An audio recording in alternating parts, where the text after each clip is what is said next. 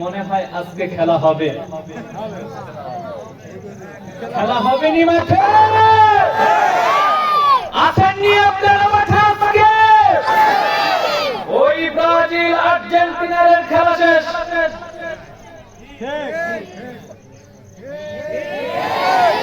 আরো জোরে আওয়াজ দেন, ঠিক কিনা বলেন? ওই ব্রাজিল আর্জেন্টিনার নেইমার মেসির খেলা শেষ। এখন বাংলাদেশের জমিনে আনাচে কানাচে প্রত্যেকটা রন্দে রন্দে গ্রামের প্রতিটা আনাচে কানাচে কোরআনের পতাকা পথ করে উঠতে থাকবে।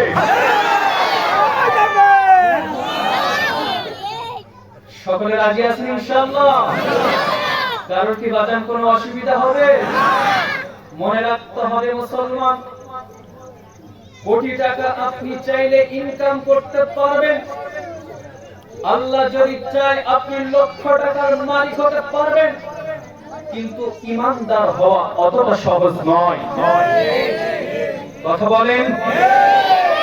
অতএব মুসলমানের কলিজার মধ্যে আগুন লেগে গেছে।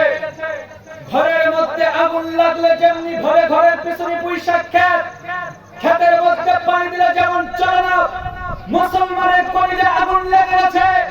মুসলমান ঘুমিয়ে থাকার আর টাইম নাই, টাইম নাই, টাইম নাই।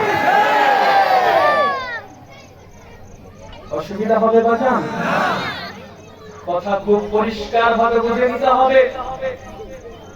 আজকে বর্তমান বাংলাদেশে কোরআনকে অবমাননা করতেছে যারা, নবীকে নিয়ে কটূক্তি করতেছে যারা, কোরআন বিদ্বেষী, নবী বিদ্বেষী, আল্লাহকে গালি দেওয়ার মতো মানুষ পৃথিবীর বুকে কখনো হয়নি।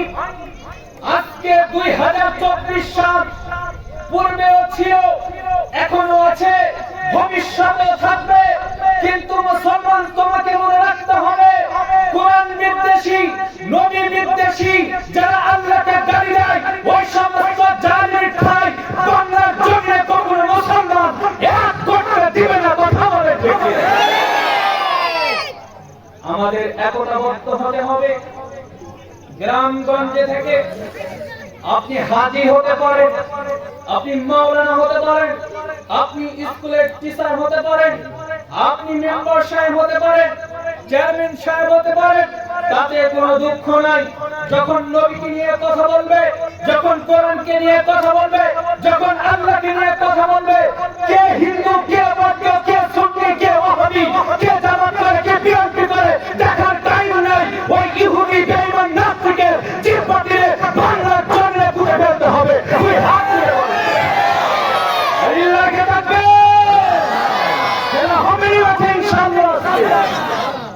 আজকে হবে ইনশাআল্লাহ। আপনারা থাকবেন তো ইনশাআল্লাহ? আল্লাহ তাআলা আমাদের সকলকে কবুল করে বলেন আমিন। বাজান, আপনারা কি কষ্ট পেয়েছেন? আর চলবে তো ইনশাআল্লাহ? আবার এর ভিতরে দেখবেন দুই একটা বেড়ার মুখ একবারে কালা হয়ে গেছে। হয়েছে নি? দুই একজনের কিন্তু হইতে পারে। কারণ একটা মানুষ কখনো সবার কাছে ভালো হতে পারে না। পৃথিবীর বুকে সবচাইতে ভালো মানুষকে বলুন তো? আমার রাসূল। আমার রাসূল এত ভালো মানুষ, আল্লাহ কোরআনে বলতেছেন, লাকাদ কানা লাকুম ফি রাসূলিল্লাহি উসওয়াতুন হাসানা। আমার নবীর মতন কোন মানুষ দুনিয়াতে নাই, আমার নবীর মতন চরিত্র কারণ নাই।